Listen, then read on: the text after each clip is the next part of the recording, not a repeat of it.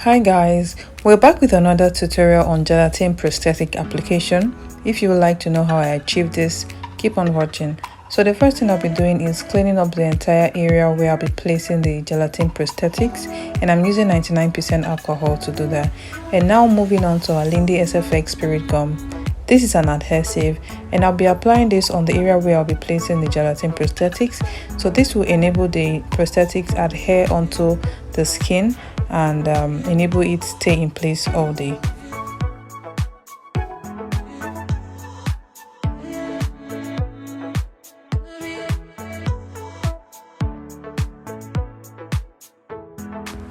So this is the gelatin piece I'll be applying. You can see how thin the edges are and the detailing in the prosthetics as well.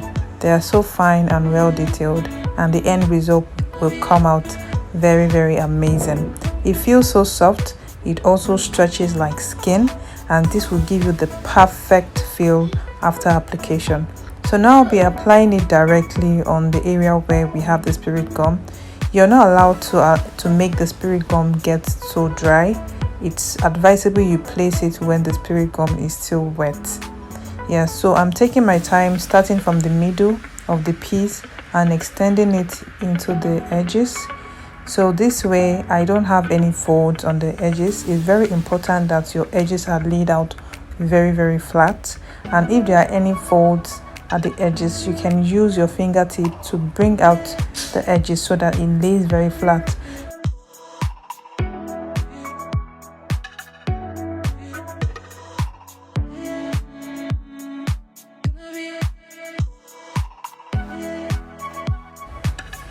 So the tutorial is a bit lengthy, and the reason is I am dedicated to showing you guys every step I make. Not fast forwarding, not skipping any process, so that you can be able to achieve this on your own if you have the necessary materials to work with. So you can see I'm just taking off the excess I don't need, and it's quite important so that you don't start sticking the part that is not necessary onto the skin. So now I'm coming back with the spirit gum. The beautiful part about this product is it has a way of softening the edges as well and thinning them into the skin, in as much as I will still come in with another product which you will see later on. But this spirit gum would help me place down all the edges down to the skin, making sure that there are no edges that are left untouched.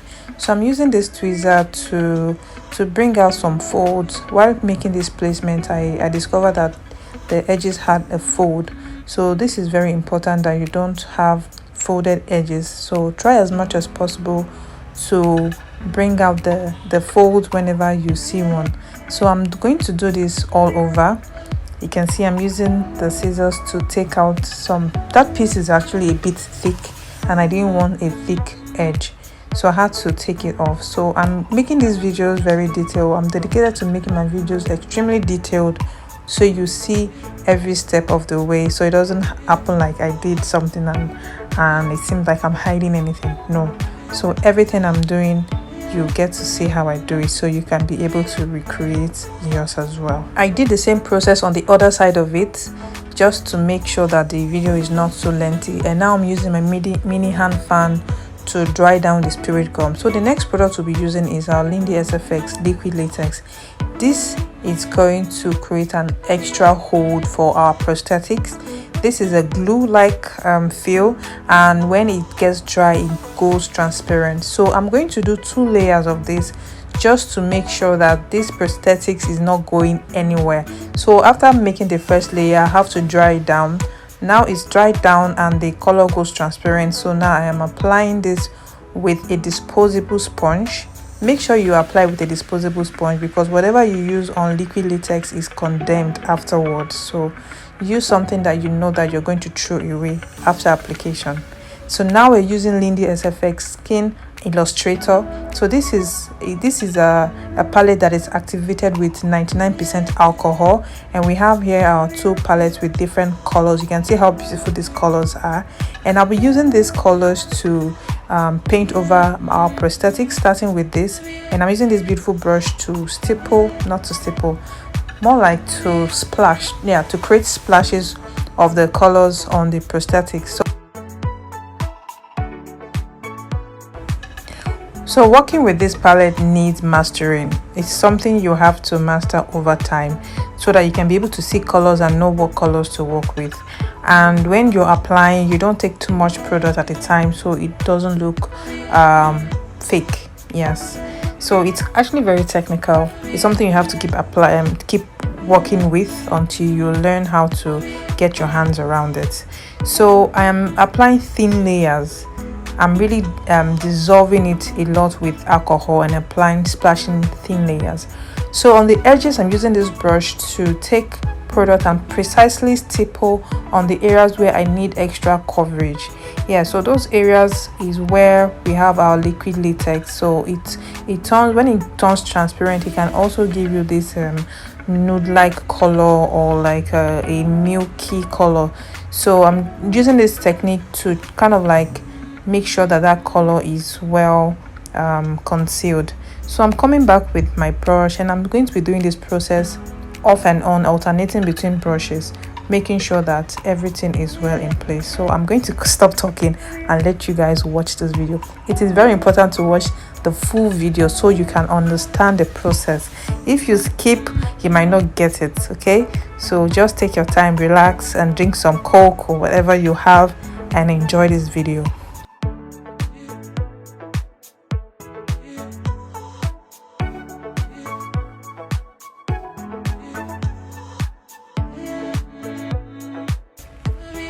And also, I've had a lot of requests from people asking about how I came about the gelatin prosthetics. I have that in mind. That particular tutorial will take hours and I will have to split it in different parts. So just relax, guys. I can see your request and I'm working towards it. Okay, all right. So I'm coming in with this tone. Use the darkest flesh tone on the palette and using this brush to stipple around that area. This is very, very important. I just saw that this particular thing, those white dots has to go. So that's why I'm actually creating that stippling motion around that area. Okay, and I'm also coming back with the brush and lightly. So this is how I do it. Yeah, I can take more products and create more splash, or if I need to just conceal a little part of the prosthetics, so I'm going to make lighter strokes to create lesser splashes. Okay, so it all depends on your technique. All right, so now I'm moving on to this color, and the beautiful thing about Skin Illustrator is you can work with different color combinations so as to mimic the person's skin color. Okay, so we don't have exactly just one color.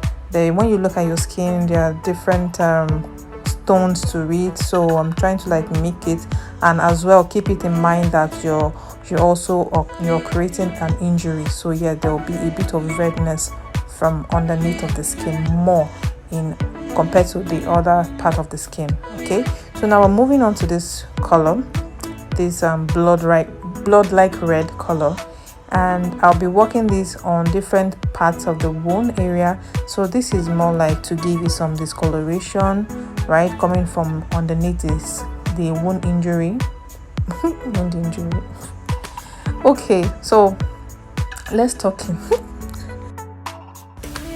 So after making the placement, I use my fingertip just to create some kind of distortion around that paint.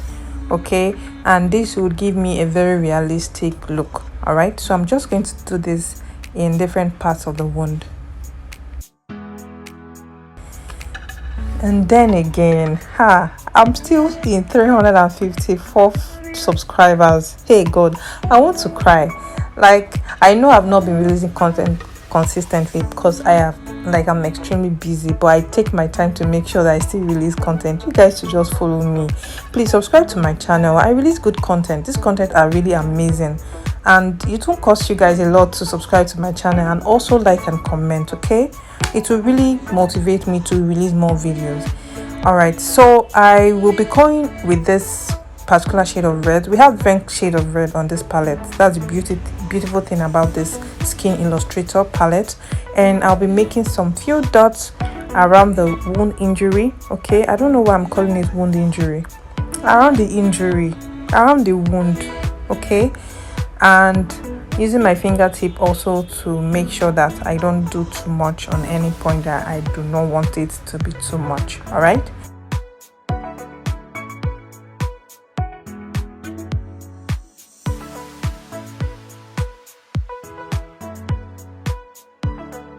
So we'll be working with this pink flesh tone, and I'll be placing this just around the border of the wound precisely.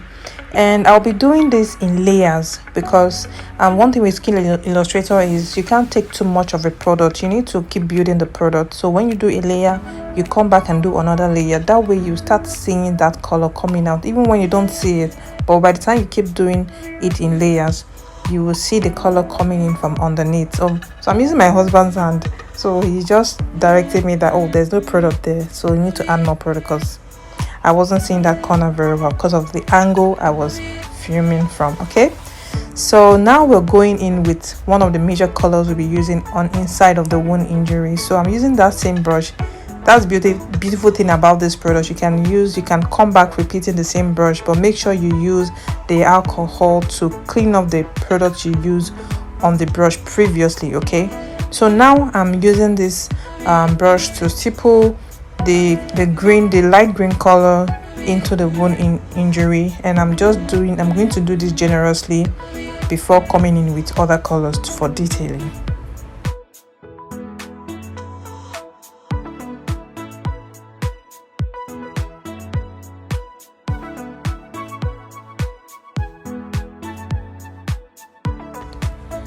So the first shade we'll be using will be that same color I used around the border of the wound. So I'm coming back with it, and I'm just placing it in strategic places in the wound area. Okay, so you don't have to overdo this. That's the beauty of detailing. All right, so you don't overshadow the color that is already placed underneath it. All right, so after this I'll be going in with this shade of red, and I'll be doing the same thing that I did, but I'm switching up to another brush. This is a very precise painting brush, and I'm back with the other brush. Okay, because that one wasn't giving me what I wanted, so I had to clean up the product in that this brush before applying the red. Okay, all right, so I'm just stippling with it, and I'm coming back with this pink tone, and I'm just like brushing over what I already have, but making sure that I don't have too much product on that brush. So with this red, I'm also stippling. So this is how you detail. You don't use one color, you don't use two colors, you use multiple colors. And even when you're coming back to the color you've used before, you make sure that you're detailing well. And now we're coming in with this green, this darker green, and coming into detail. Make sure you don't overshadow what you already have. Just stipple in strategic points, and make sure you don't take too much product at a time. It's always good to lay over what you already have rather than taking too much. So I'm coming back with the initial green color that I used the first time. Yes, just to create like a wash over what I already have. Yes, and this is just what I'll be doing back and forth, making sure that everything is looking very realistic for me. So now I'll be moving in with another shade, and this is our dark red, the darkest red in our palette, and I'll be placing this in strategic places. I won't be doing too much at all with this color because of how intense the color is. Okay, I don't want it to overshadow anything, just on strategic places. Okay, so you can see that everything is coming out very well. So now I'm going in with this black. It's not going to come out black as it looks, but very faint black, just to give it some kind of depth. Okay, just to give it some kind of depth. And I'll be doing this in just maybe a total of 5 to 6 places. And now coming back with my mother color. This is the main color. All right, so I'm coming back with this color, and I'm going to do a wash over in the wound and making sure that everything looks very, very good. I'm really loving how this looks right now. Okay, and I hope you love it too. So now to seal everything up, I'm going to be spraying this setting spray over all we have. Okay, in as much as this is a setting spray, what the beautiful thing about Skin Illustrator is it doesn't transfer. When you paint over it, even without the setting spray, when you touch on the wound, it doesn't transfer to your skin. Okay, you can see what he's doing. No matter what you do, it's waterproof, it doesn't transfer. So now to make the inner wound looking very glossy, I'm going to be using my facial aloe vera gel. I use it personally for myself, but I'll be using this in the wound area just to make it glossy. Yes, to make it look very gory and disgusting actually. Yeah, so I'm using a very good amount of this to create this. You can use any jelly products you have to create this effect as well, but you can use lip gloss as well. Yeah, so you can see how smooth this looks, very smooth. But I had a little issue with the other side, and this is because I wasn't paying so much attention on the other side because of the way I was filming from. So with this I have to correct with Lindy Sfx edge filler. So this is a very good product, and I took too much for what I needed it for. So what I did was to combine the foundation shade to the product, and I mixed both together. So I'll be using this to cover up any edge that I feel like I do not like how it came out. So mixing this was a bit lighter for him, so I had to add a little bit of reddish on the inside of the product to give it a red undertone. All right, so this would help me with the area because it already has a red undertone. It's so simple. I hope it's simple for you guys when you guys try it out. So yeah, I am now placing this product and I'm covering any edge I feel like it's going to give me away, making it look like there's something applied on the skin. Yes, so you can see the edges right there. So I'm using this product to just cover everything up. It's a very nice product and very smooth, very easy to work with, but you need to work with it for some time for you to really get hold of it. All right, so I'm using my spatula to do this.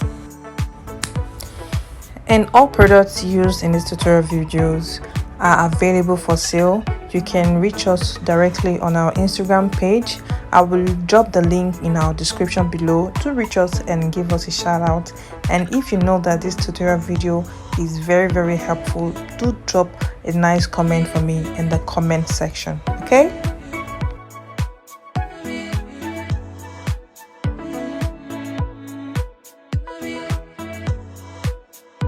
and so to seal it up, I'll be coming back with my liquid latex, and this is going to make everything stay in place. I'll be fanning it down until it goes transparent. So now it's transparent, and now I'm coming back with the colors that I used previously just to bring everything back to life. So you can see how beautiful this looks right now. I am sure that you guys had a beautiful time watching this tutorial video. Do subscribe to my channel and do not forget to like, share and comment. All right, so I'll see you guys on my next tutorial video. Stay good.